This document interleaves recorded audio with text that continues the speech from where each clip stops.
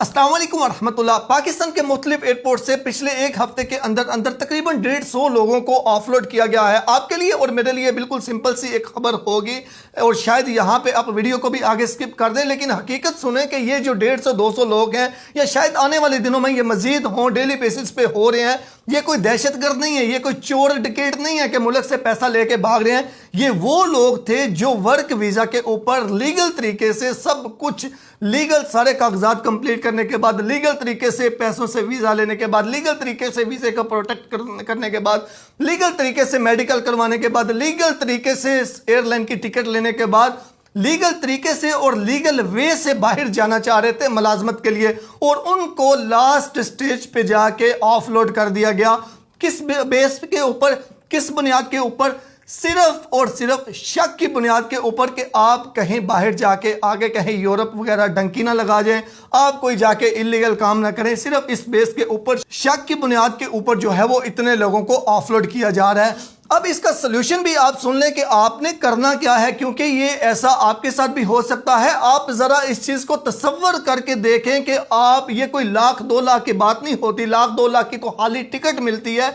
ये लाखों में 10, 20, 25, 30 लाख की बात होती है। वीज़ा लेके सारे कागजात कंप्लीट करते करते इतने पैसे लग जाते हैं।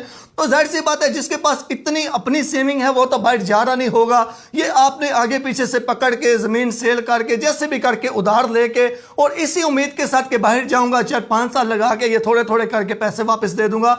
लेकिन ये सब कुछ सही करने के बाद भी आपको ऑफलोड कर दिया जाए तो वहां पे आपके तासरात क्या होंगे? अच्छा, ये FIA की जानब से अभी रिक्वायरमेंट ये की जा रही है कि आपने एक एफिडेविट जो है वो भी जमा करवाना है। एफिडेविट क्या होना चाहिए?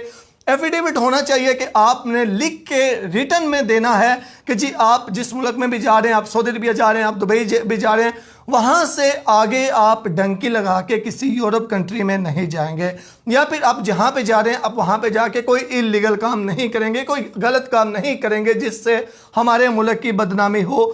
और फिर ये जो आपने एफिडेविट देना है, आपने इस फार्म को किसी 17-18 ग्रेड का जो ऑफिसर है उससे अटेस्ट भी करवाना है। तो इसको याद भी रख लें आप, और इस वीडियो को ज़्यादा से ज़्यादा दूसरों के आगे शेयर भी करें और लोगों को पता हो कि ये फार्म अब हमने अपने साथ रखना है, ताकि आप अपना लाखों में नुकसान को बचा सकें।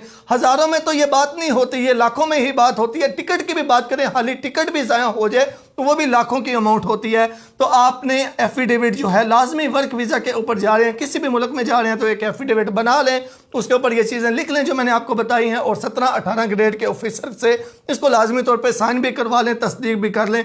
और दूसरे नंबर पर रिक्वेस्ट है पाकिस्तानी हुकूमत से कि मेहरबानी करें, आपके पास जो स्टाफ है, आपके पास जो अदारे हैं, उनको बोलें तस्दीक का लेवल जो है वो कुछ बेहतर करें।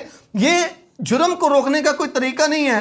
ये कैसा तरीका है, ये कैसी तस्दीक है कि आप शक की बुनियाद पे जो है वो बेचारे इतने लोगों को जो है वो ऑफलोड कर दें? तो कोई ऐसा निज़ाम बनाएं, जो ऐसा मैकेनिज्म बनाएं जिसमें जो बेचारे सादा लोग इंसान हैं, जो बिल्कुल सही तरीके से कर रहे हैं कुछ, उनके लिए भी जो है वो मुश्किलात पैदा हों। इस वीडियो को ज़्यादा से ज़्यादा शेयर करें ताकि लोगों को इस हवाले से इल्म हो जाए, तो अपने नुकसान से बच सकें। शुक्रिया।